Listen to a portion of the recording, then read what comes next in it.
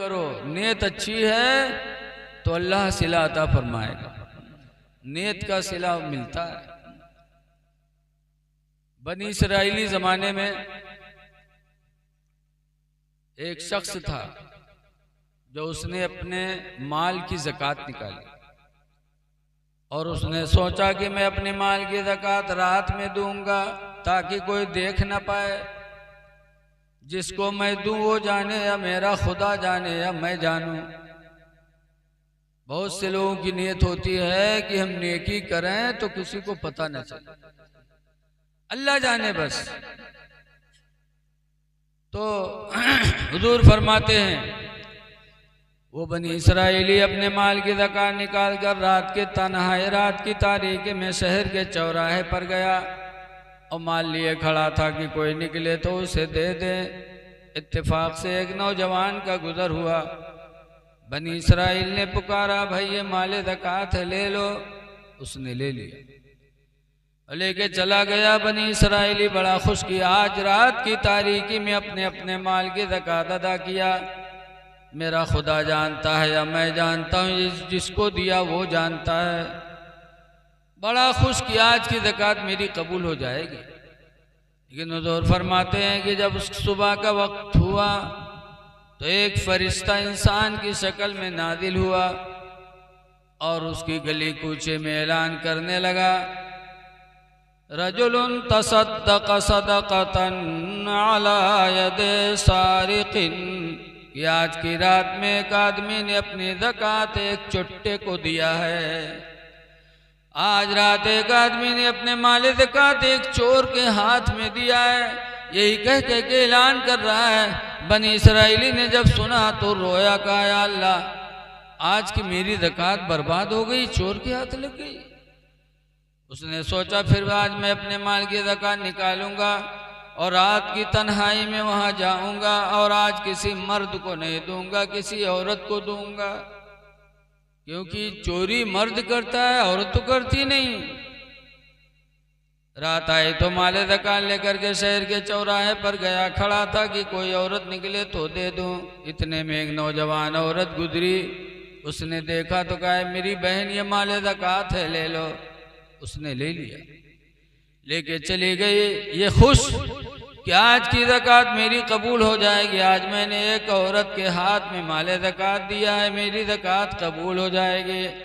लेकिन रवायतों में कि सुबह का वक्त हुआ तो फिर वही फरिश्ता नाजिल हुआ इंसान की शक्ल में और ऐलान करने लगा, रजुलुन तसद्दक़ सदक़तन अला यदे ज़ानिया, कि आज की रात एक आदमी ने अपने ज़कात का माल एक ज़िना कराने वाली औरत के हाथ में दे दिया। वो औरत रात में निकली थी ज़िना कराने और पा गई, माल लेके चली गई। जब फरिश्ते ने ऐलान किया कि आज की रात किसी आदमी ने सदका दिया एक ज़ानिया ने ज़िना कराने वाली औरत के हाथ में, जब वो बनी इसराइल ने सुना तो रोया, कहा या अल्लाह, आज भी मेरी ज़कात बेकार हो गई, आज मैंने ज़ानिया को ज़कात दे दी। तीसरे दिन आया तो उसने फिर अपने माल की ज़कात निकाली और इरादा किया कि आज रात में न किसी जवान मर्द को दूंगा, न किसी जवान औरत को दूंगा, बाकी बल्कि किसी बूढ़े के हाथ में रखूंगा, जो बूढ़ा इंसान न चोरी कर सकता न ज़िना कर सकता। माल ज़कात लेकर के तीसरी रात में फिर उसी चौराहे पे गया, खड़ा हुआ रात के तारीकी में। इतने में एक बुढ़ा आदमी निकला। जब बुढ़े पर नजर पड़े तो बनी इसराइल ने माल ज़कात दिया, कहा मेरे भाई माल ज़कात है, ले लो। बुढ़े ने ले लिया, लेके चला गया। और बनी इसराइली अपने घर में आके खुश कि आज की ज़कात मेरी ज़रूर कबूल हो जाएगी, क्योंकि आज मैंने एक कमज़ोर बुढ़े के हाथ में ज़कात का माल दिया है। लेकिन रवायतों में कि हुज़ूर फरमाते जब सुबह हुई तो फिर वही फरिश्ता उतरा और ऐलान करने लगा, ऐलान करने लगा, रजुलुन तसद्दक़ सदक़तन अला यदे गनीन, कि आज रात एक आदमी ने अपने ज़कात का माल एक मालदार के हाथ में दिया। वो बुढ़ा जरूर था लेकिन था मालदार, और मालदार पर ज़कात लेना है नहीं। तो बनी इसराइली जब सुना तो पूरा दिन रोया, कहा या अल्लाह कौन सी गलती हो गई कि मेरी ज़कात तेरी जनाब में कबूल नहीं हो रही है। पहली रात को निकाला तो चोर के हाथ चली गई, दूसरी रात को निकाला तो जानिया के हाथ लग गई, तीसरी रात को निकाला तो कंजूस के हाथ में चली गई। रोया पूरा दिन। रवायतों में कि जब चौथी रात आए तो वही फरिश्ता फिर उतरा और उतर करके ऐलान करने लगा, कद कब्बल अल्लाह सदक़ातिही कुल्लिही, कि अल्लाह ताला ने उसके तीनों सदक़ों को कबूल फरमा लिया। अल्लाह ने उसके तीनों सदक़ों को कबूल कर लिया। पहली रात जब सदका का माल चोर के हाथ में लगा तो चोर ने घर पे जाके तौबा कर लिया, सोचा या अल्लाह मैं चोरी करता हूँ और तेरे बंदे रातों रात अपने ज़कात का माल बांटा करते हैं और मैं चोरी करता हूँ। उसी दिन से चोर ने तौबा कर लिया और चोरी से वो बच गया। दूसरी रात जो जानिया को दिया था, ज़िना कराने वाली औरत पैसे के चक्कर में ज़िना के लिए गई थी, लेकिन जब भारी भरकम माल पा गई तो ज़िना से बच गई और उसने भी ज़िना से तौबा कर लिया। तीसरी रात को मालदार के हाथ में जब ज़कात का माल लगा तो मालदार ने सोचा या अल्लाह तेरे बंदे ऐसे हैं कि रातों रात माल लिए तेरे बंदों को देने के लिए रात की तारीकी में चौराहों पे खड़े रहते हैं, और मैं इतना बदनसीब निकला कि तूने मुझे दौलतमंद बना, मैंने ज़कात नहीं निकाली। उसी दिन से वो बुढ़ा अपने माल की ज़कात देना शुरू कर दिया। तो जब इंसान की नीयत अच्छी होती है तो अल्लाह ताला की बारगाह में उसके अमल कबूल हो जाते हैं। इसलिए लोगों 4 दिन की जिंदगी में नेकियां कर लो, अल्लाह के बंदों की मदद करो। भैया थोड़ी देर बैठ जाओ यार, है नहीं तो फिर यार तो बेकार हो जाए, फिर या तो चाय बेकार हुई, हमारी तकरीर बेकार हुई। थोड़ी देर रुक जाओ, थोड़ा सा रुक जाओ, बस 10-5 मिनट बस। दरूद शरीफ पढ़िए, अल्लाहुम्मा सल्ली अला सय्यिदिना मौलाना मोहम्मद मुबारक वसल्लम सलातो व सलामन अलैका या सय्यदी या रसूल अल्लाह सल्लल्लाहु ताला अलैहि वसल्लम। तो रहम करो रूए ज़मीन के इंसानों पर, और रहम सबसे ज़्यादा किस पर किया जाए, किस पर रहम किया जाए। हदीस पाक में हकीम इब्न मुआविया अल-कुशैरी, हजरत हकीम बिन मुआविया कुशैरी से रवायत है, काला सालना रसूल अल्लाह, फरमाते हम लोगों ने हुजूर से पूछा, मन अहक़्क़ु बिहुस्नि सहाबती, अल्लाह के रसूल मेरे एहसान का सबसे ज़्यादा हकदार कौन है, सबसे ज़्यादा मैं एहसान किस पर करूँ, किस पर रहम करूँ सबसे ज़्यादा। तो हुजूर ने फरमाया उम्मो का, तेरी माँ है। कुल तो सुम्मा मन, मैंने कहा फिर कौन, तो सरकार ने दोबारा फरमाया उम्मो का, तेरी माँ है। फरमाते तीसरी मर्तबा मैंने फिर पूछा अल्लाह के रसूल फिर कौन, तो तीसरी मर्तबा भी मेरे नबी ने फरमाया उम्मो का, तेरी माँ है। कुल तो सुम्मा मन, फरमाया अल्लाह के रसूल माँ हो गई, माँ के बाद हम एहसान किस पर करें, तो सरकार फरमाते अबू का, तेरा बाप है। उसके बाद सहाबी खामोश हो गए, न उन्होंने कुछ पूछा न नबी ने कुछ जवाब दिया। पता चला कि हमारे एहसान का सबसे ज़्यादा हकदार अगर है तो माँ है, बाप है। सबसे ज़्यादा रहम करो माँ पर, बाप पर। सबसे ज़्यादा रहम के मुस्तहिक हैं वालिदैन। लेकिन आज हम लोग माँ बाप की तरफ तवज्जो नहीं करते।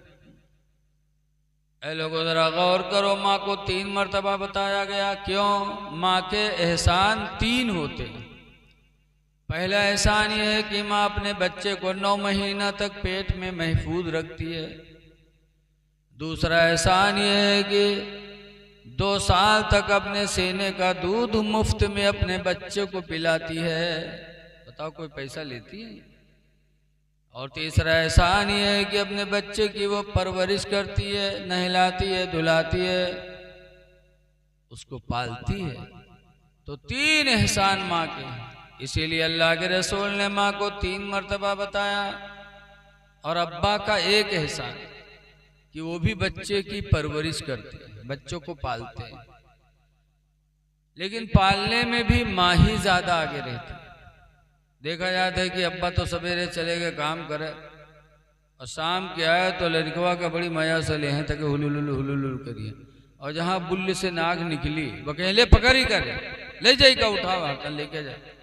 लेकिन वही माँ फिर मोहब्बत से आती है, दुपट्टे से बच्चे की नाक को साफ करती है। तो सबसे ज्यादा रहम के हकदार हैं माँ बाप। माँ बाप पर जितना खर्च करो कम है। लेकिन आज देखा जाता है कि अगर 4-5 लड़का है तो अब्बा अम्मा खातिर वसरी बांधत कि शनिचर के बड़कऊ खाना खबैया, इतवार के मंझिलकू की तरफ रही तवाजा, सोमवार के संझिलकू की तरफ। अरे तुम माँ बाप के लिए बारी बांधते हो। वो माँ बाप की जब तुम बचपन में नहीं खाते थे तो तुमको बहाने से खिलाते थे। आज कितने बच्चे ऐसे हैं जो खाना नहीं खाते तो माँ बाप मोबाइल खोल के रख देते, उसमें बच्चे मस्त हो जाते, उनके मुंह में रखा करते हो, खाते रहते, उनको पता ही नहीं चलता। तो जो तुम्हें बहाने से खिला खिला के तुमको जवान किए हैं, आज अल्लाह ने तुम्हारी कमाई में बरकत दिया है, दौलत वाले हो गए तो माँ बाप को भूल गए। हदीस पाक में हुजूर फरमाते हुमा जन्नतु का वहुमा नारुका, तुम्हारे माँ बाप तुम्हारे लिए जन्नत भी है, माँ बाप तुम्हारे लिए जहन्नम भी है। कि अगर माँ बाप राजी हो गए तो जन्नत तुम्हारी, और माँ बाप नाराज हो गए तो जहन्नम तुम्हारी। इसलिए लोगों रहम करो, तुम रहमतुल लिल आलमीन की उम्मती हो। अल्लाह ताला ने हुजूर को सारे आलम के लिए रहमत बनाया और उन्हीं की उम्मत में हमको तुमको अल्लाह ने पैदा किया। हुजूर कैसे रहीमो करीम थे। देखिए एक ऊंट एक दिन बारगाहे नबी में आया, ऊंट आया और सरकार के कान के पास ऐसे मुंह किए और आंखों से उसके आंसू गिर रहे थे। रसूलुल्लाह सल्लल्लाहु अलैहि वसल्लम के आंखों में भी आंसू आ गए ऊंट के आंसू को देखकर। हुजूर ने उसके मालिक को बुलाया और बुलाने के बाद फरमाते हुजूर ये ऊंट तुम्हारा है, ये ऊंट तुम्हारी शिकायत करने आया है। ये ऊंट रो रो के कहता है कि या रसूल अल्लाह, मेरा मालिक मुझे टाइम पर चारा नहीं देता, पानी नहीं देता और काम मुझसे ज्यादा लेता है। पेट भर चारा नहीं देता, पानी नहीं देता और काम मुझसे ज्यादा लेता है। ये ऊंट मुझसे शिकायत कर रहा है। रसूलुल्लाह सल्लल्लाहु अलैहि वसल्लम ने उसके मालिक से फरमाया, ले जाओ, ये बेजुबान जानवर है, बोलना नहीं जानता है, इसलिए इस पर रहम करो। जब बेजुबान जानवर पे रहम करोगे तो अल्लाह ताला तुम पर रहम फरमाएगा। वक्त पर चारा दो, वक्त पर पानी दो और मेहनत उतनी लो जितना बर्दाश्त कर सके, ज्यादा काम न लो कि कहीं खुदा राजी न हो, नाराज न हो जाए। तो इसलिए लोगों रहम करो, जानवरों पर भी रहम करो, इंसानों पर भी रहम करो। इसीलिए अल्लाह ने फरमाया कि यतीमों को दुत्कारो ना, मांगने वालों को झिड़को ना, हो सके तो अल्लाह के नाम पर अल्लाह के बंदों की मदद किया करो। देखिए गौसे आदम की याद में आप लोग यहाँ जमा हुए हैं। गौसे आदम रज़ी अल्लाह ताला अन्हु को आज पूरी दुनिया मानती है। अभी हमारे बच्चे फुज़ैल ने कितनी अच्छी नात पढ़ी गौसे आदम जिलानी की, ईमान ताज़ा हो। तो गौसे आदम को ये मर्तबा कैसे मिला? गौसे आदम रज़ी अल्लाह ताला अन्हु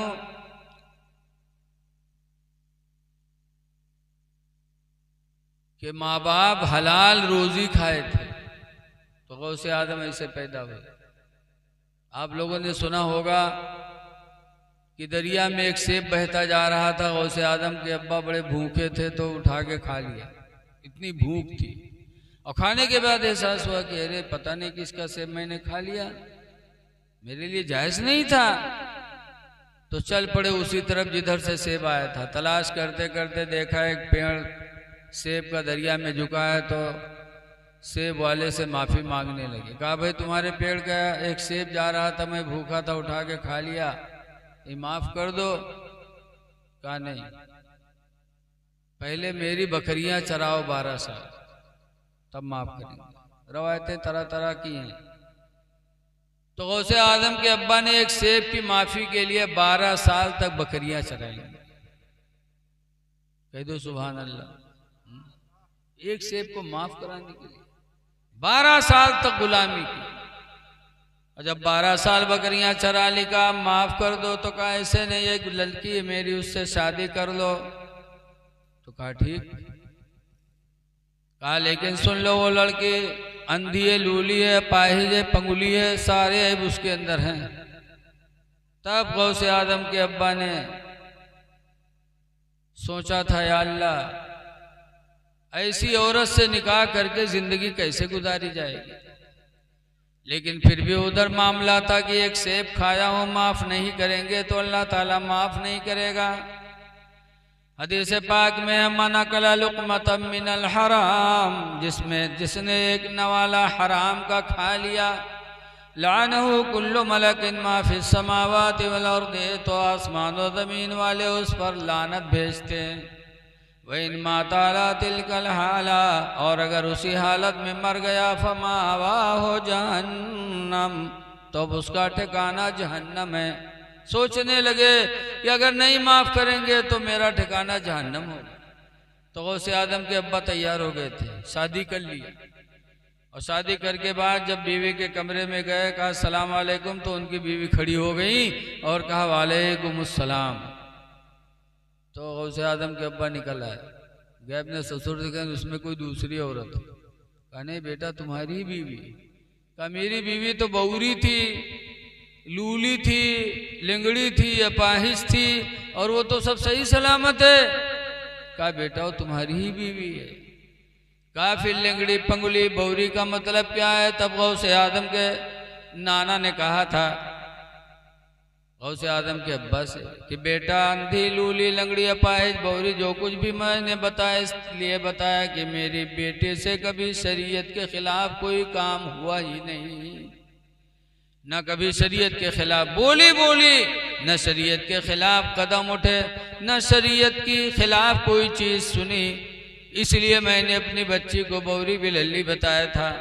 तब गौसे आदम के अब्बा ने खुदा का शुक्र अदा किया था, या अल्लाह तू कितना मेहरबान है कि मेरे सेब की तूने माफ़ी भी करा दिया और ऐसी नेक बीवी भी तूने मुझे अता फरमा दिया। इंसान जब नेक इरादा करता है तो अल्लाह अपनी रहमतों से माला माल कर देता है। तो गौसे आदम की माँ इसी नेक, तो उनसे गौस पैदा हुए, और ऐसे गौस पैदा हुए कि 40 साल तक ईशा के वजू से फजर की नमाज पढ़ी। 40 साल नहीं सोए रात में, अल्लाह की याद करते रहे 40 साल तक। इसीलिए कहने वाले ने कहा है कि जागना है जाग ले अफलाक के साए तले, जागना है जाग लो अफलाक के साए तले, हश्र तक सोना पड़ेगा खाक के साए तले, हश्र तक सोना पड़ेगा खाक के साए तले। इसलिए गौसे आदम ने अल्लाह को इतना राज़ी किया कि वो मकाम अल्लाह ने दिया कि आज गौसे आदम को कई 100 साल हो गए दुनिया से पर्दा फरमाए, लेकिन जगह जगह उनके मानने वाले लोग मौजूद हैं। तो ऐ लोगों, गौस के मानने वाले हो तो नमाजों की पाबंदी करो, हैं? बगैर नमाज के खुदा कभी राज़ी नहीं हो सकता।